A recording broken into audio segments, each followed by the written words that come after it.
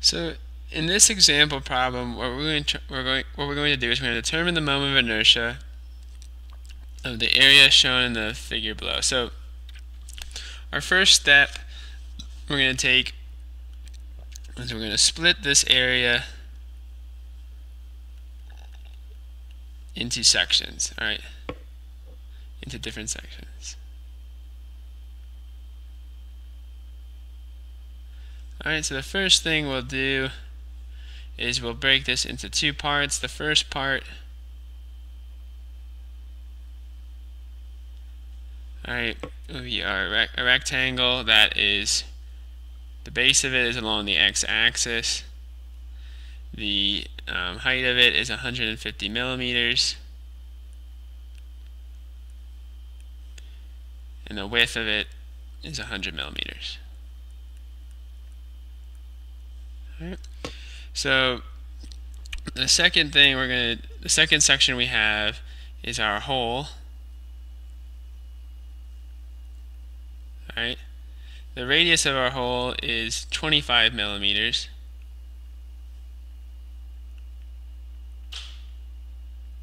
All right.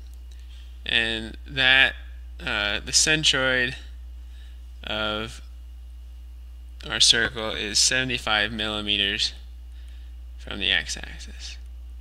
Right. All right, so we'll call this section 1, will be the rectangle, and we'll call the circle section 2. All right. So in order to calculate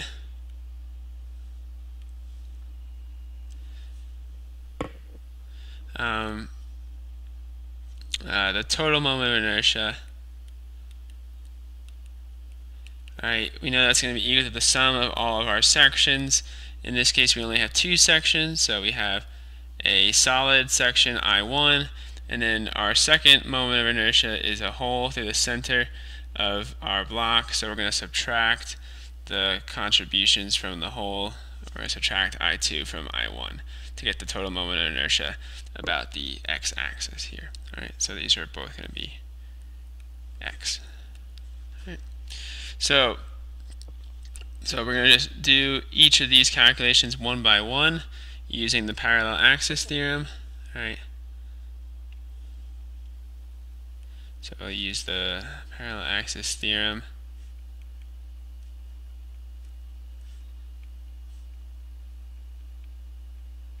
To calculate Ix1 and Ix2. Alright, so for section 1, we know that I of 1, Ix1, is going to be equal to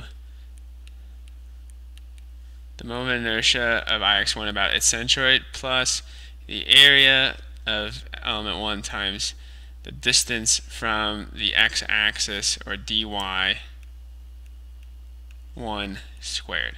Alright, so to look up the formula for the moment of inertia about the centroid of our rectangle, we can look at the table on the previous page. So for a rectangle about the x-axis, we know that it's equal to 1/12 times the base times the height cubed. So if we look at,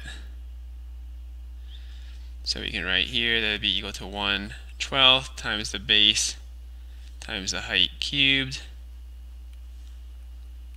Alright, so the base of our rectangle in this case is 100 millimeters,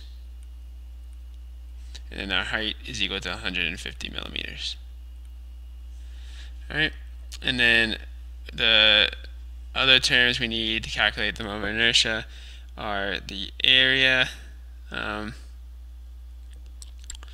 So the area is going to just be equal to the base times the height. So it's just going to be equal to 150 millimeters times 100 millimeters. Alright, and then the distance y squared would just be equal to half of the height, or 75 millimeters squared. Alright, so if we do all those calculations, what we end up getting is we get 28.125 times 10 to the 6th millimeters to the 4th plus 84.375 times 10 to the 6th millimeters to the 4th. We add those two together to get our total for IX1, and we're going to end up with 112.500 times 10 to the 6th millimeters to the 4th. So now we have the moment of inertia for our first shape. So the next thing we need to calculate is IX2. Alright, so IX2 is going to be equal to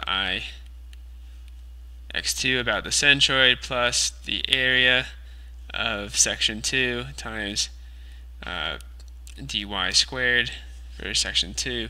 So if we so to look up IX2 for a circle, we can go back to our table, and if we zoom in here, we can see that IX is equal to 1/4 pi r to the 4th. So we can write this as equal to 1/4 times pi times the radius to the 4th. So the radius is equal to 25 millimeters. Alright, and then our area of a circle is just equal to pi r squared.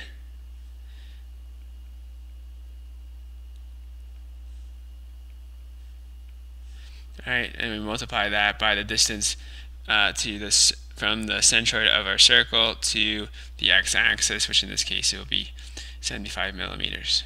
Alright, and we'll square that term. Alright, so when we do these calculations, what we end up getting is we can actually, what we end up getting is that IX2, if we add them both together, we end up getting 11.351 times 10 to the 6th millimeters to the 4th. Alright, and then to calculate the total, you just have to subtract IX1 from IX2. We have to subtract IX2 from IX1, and we'd end up getting 101.15 times 10 to the 6 millimeters to the 4th. And when we round the three significant figures, we would say that it'd be equal to 101 times 10 to the 6th millimeters to the 4th.